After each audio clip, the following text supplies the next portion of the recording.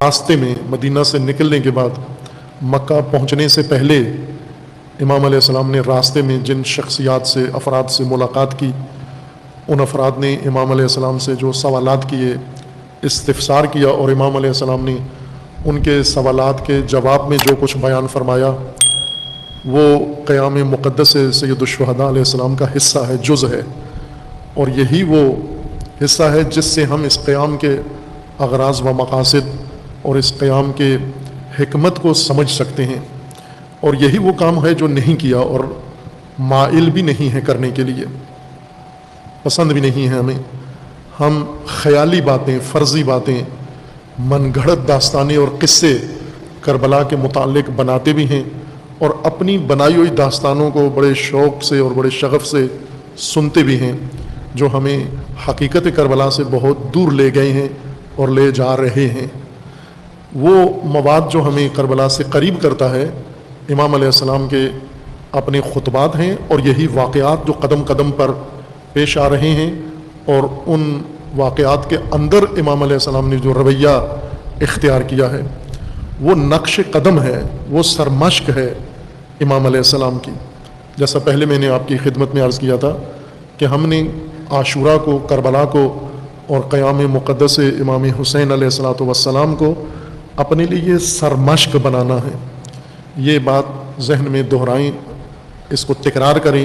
اور اس کو دلوں میں اور ذہنوں میں راسخ کر دیں۔ ابھی کربلا ہماری محبتوں کا مرکز ہے، لیکن ہماری زندگی کی سرمشق نہیں ہے۔ سرمشق اس نوشتہ کو کہتے ہیں، اس سبق کو کہتے ہیں جو معلم کلاس میں شاگردوں کے سامنے تختہ سیاہ پر یا سفید پر لکھتا ہے عبارت، اور پھر شاگردوں کو حکم دیتا ہے کہ آپ اپنی تختیوں پر، اپنی کاپیوں پر اس جملے کو لکھیں، اسی طرح سے لکھیں اور بار بار لکھیں، اتنا لکھیں کہ یہ جملہ لکھنے کی آپ میں مہارت پیدا ہو جائے، عادت بن جائے آپ کی۔ جب تک شاگردوں کے اندر وہ مہارت پیدا نہیں ہوتی، معلم ان سے لکھواتا رہتا ہے۔ شاگرد جو کچھ کر رہے ہیں وہ مشق ہے، اور معلم جو کرتا ہے وہ سر مشق ہے۔ امام حسین علیہ السلام نے جو کچھ کیا وہ سر مشق ہے۔ امام معلم ہے، ہر امام معلم ہے، جس طرح نبی معلم ہے۔ اللہ تعالیٰ نے امت کی تعلیم کے لیے انبیاء کو مبعوث فرمایا ہے، اور رسول اللہ صلی اللہ علیہ وآلہ وسلم کا یہ فرمانا ہے، بعثت معلما، میں بطور معلم بعنوان معلم مبعوث کیا گیا ہوں، بھیجا گیا ہوں۔ اسی طرح تمام انبیاء اللہ کی جانب سے بشریت کے معلم ہیں، اور ان کے اوصیاء اور ان کے جانشین اور ان کے خلفاء اور ائمہ اطہار وہ بھی انسانیت کے معلم ہیں۔ اللہ نے انہیں معلم بشریت بنایا ہے، اور ان میں کچھ معلم ایسے ہیں جن کی تعلیم اتنی اعلیٰ و عالی ہے کہ اللہ تعالیٰ نے ان کے نقش قدم کو مومنین اور مسلمین کے لیے نصاب بنا دیا ہے۔ سب سے پہلا معلم جس کی سرمشق کو اللہ نے مسلمانوں کی عبادت اور نصاب بنایا ہے وہ ابراہیم خلیل علیہ الصلوۃ والسلام ہے۔ وہ پہلے امام جن کی امامت کا قرآن نے ذکر کیا ہے، اللہ تعالیٰ نے جن کی امامت کے بارے میں نص اتاری ہے، اور اسی امام نے اللہ کی بارگاہ سے یہ دعا مانگی تھی کہ اگر میں امامت پر فائز ہو گیا ہوں اور کر دیا گیا ہوں تو میری ذریت سے، میری اولاد سے، میری نسل سے بھی امام مبعوث کیے جائیں۔ اور اللہ تعالیٰ نے وعدہ فرما دیا کہ تیری نسل کے ظالمین امام نہیں بنیں گے، لیکن تیری نسل کے وہ معصوم، تیری نسل کے، تیری ذریت کے وہ پاک سلسلہ جو تیری طرح، تیری شخصیت کی طرح ہوں گے، تیرا ہی نمونہ ہوں گے، انہیں امامت پر فائز کیا جائے گا۔ اور وہ امام، اس نے جو کچھ کیا وہ حج بن گیا۔ حج میں ایک مسلمان مومن جو کچھ کرتا ہے وہ ایک امام کا نقش قدم ہے۔ امام اور امام کے خاندان نے جو کچھ کیا وہ سرمشق بن گئی، اور مسلمانوں کو، ہر نسل کو بلا کر وہاں پر مشقیں کروائی جاتی ہیں۔ یہی حال پھر ایک امام نے وہی کردار ادا کیا جو امام ابراہیم خلیل نے ادا کیا تھا، اور جب ان کا عمل سرمشق ایک مرحلے تک پہنچی تو اللہ تعالیٰ نے انہیں روک دیا کہ آپ کی سرمشق یہاں اپنے اختتام کو پہنچی ہے، اور اب ہم باقی حصہ آخرین میں، آنے والی نسل میں، تیری ذریت میں آنے والے امام کے سپرد کرتے ہیں۔ تکمیل اس کی اس نے کرنی ہے، اور وہ تکمیل امام حسین علیہ الصلوۃ والسلام نے کربلا میں کی ہے۔ لہٰذا کربلا میں امام علیہ السلام کا ہر قدم، مدینہ سے نکلنا، دربار میں جانا،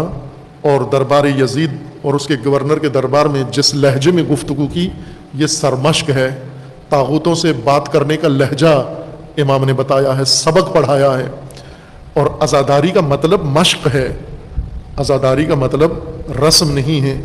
اور زیارت کا مطلب بھی ایک کلاس ہے۔ مومن اپنے گھر سے جاتا ہے، مزار سید الشہداء پر حاضری دیتا ہے، تاکہ نقش قدم اور سرمشق حسینی کو دیکھے اور پھر واپس آ کر اس کے مطابق مشق کرے۔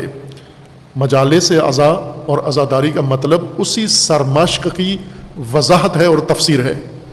امام علیہ السلام نے کیا کیا؟ ہم زیادہ یہ سوچتے ہیں یا دلچسپی رکھتے ہیں کہ خطبہ کیا داستانیں بیان کرتے ہیں، شاعر کیا مضمون گھڑتے ہیں، اور ذاکرین کیا کچھ کہتے ہیں، دوسرے لوگ کیا مضمون باندھتے ہیں۔ اس سے ہمیں کربلا سمجھ میں نہیں آتی، جیسا کہ نہیں آئی۔ اگر آئی ہوتی تو 1400 سال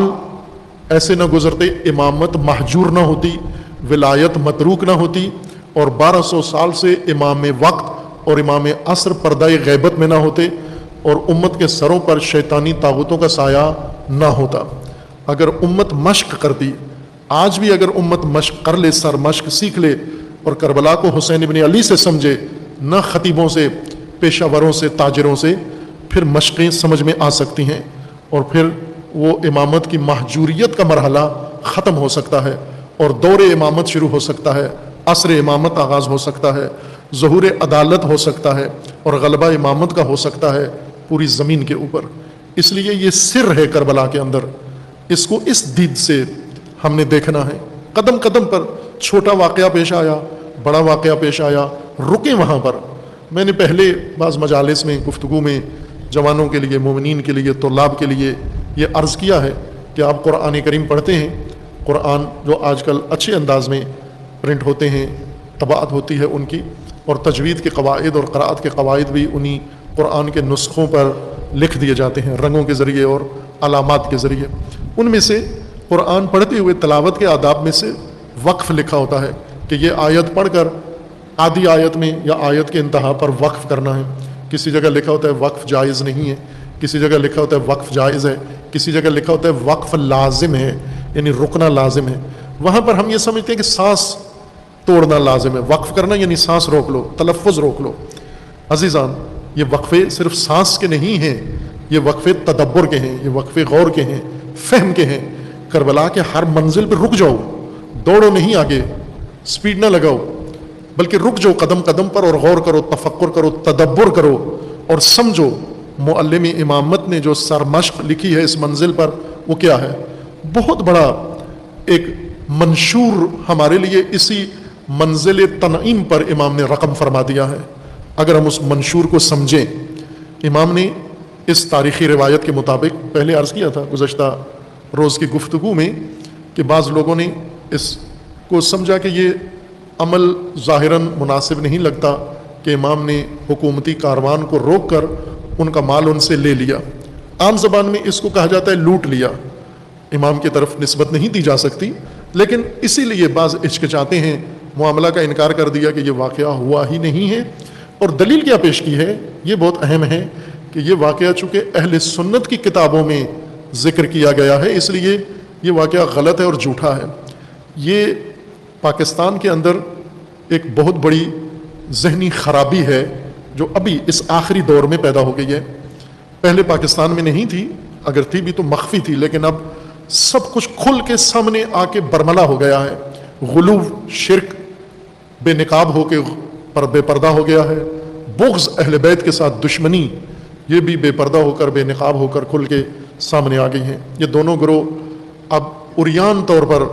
اپنے ضمیر کے اندر جو موجود ہے ان کے پلیدی اور بغض، اس کو لوگوں کے اندر منتقل کر رہے ہیں، پھینک رہے ہیں۔ یہ آپ نے پاکستان ہی اس کے ایک دیوبند مفتی کراچی کے معروف شخصیت وفات ہو گئی ہے ان کی،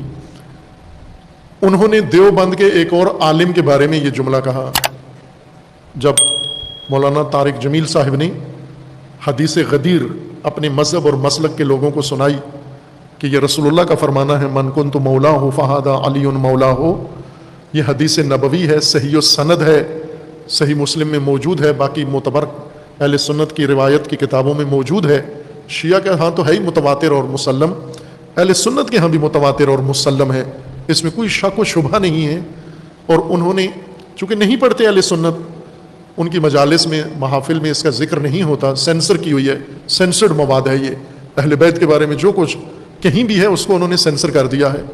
یہ پاکستان میں ضیاء الحق کے بعد یہ کام شروع ہوا ہے، پہلے نہیں تھا، پہلے کتابوں میں آ جاتا تھا، تذکروں میں آ جاتا تھا، گفتگو میں آ جاتا تھا، لیکن ضیاء الحق نے جو نقشہ بنایا ہے مذہبی دینی، اور اس کے ساتھیوں نے اس ڈرائنگ میں ڈیزائن میں اہل بیت مکمل طور پر پاکستانیوں کے مذہب اور دین سے نکل گئے ہیں۔ اور یہ بات طارق جمیل صاحب نے خود فرمائی ہے، یہی بزرگوار جو آج آپ کے سامنے مجلس پڑھ کے گئے ہیں، پروفیسر مولانا ظفر اللہ شفیق صاحب، حافظ صاحب، انہی کی کتاب ہے علامہ اقبال کے کلام میں اہل بیت کا مقام۔ یہ کتاب کسی دوست نے، اس وقت ہماری ان سے آشنائی نہیں تھی شفیق صاحب سے، کسی دوست نے یہ کتاب لا کے مجھے دی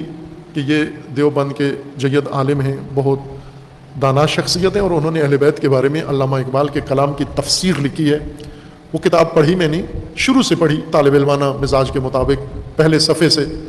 پڑھتے گئے، بیچ میں ایک تقریض، ایک مقدمہ، ایک تمہید آ گئی طارق جمیل صاحب کی، اس کو بھی پڑھا۔ اسی میں طارق جمیل صاحب اس تقریض میں، حافظ صاحب کی کتاب کی تقریض میں یہ لکھتے ہیں کہ میں نے جو دینی نصاب پڑھا ہے، جس مدرسے میں پڑھا ہے اور پڑھ کے فارغ التحصیل ہو گیا ہوں، فارغ التحصیل ہونے کے بعد مجھے پتہ چلا کہ میں نے جو دینی نصاب پڑھا ہے وہ ادھورا اور ناقص اور نامکمل تھا، اور اس میں اسلام کا ایک بہت بڑا چیپٹر اور باب تھا ہی نہیں، وہ نصاب میں حصہ ہی نہیں تھا۔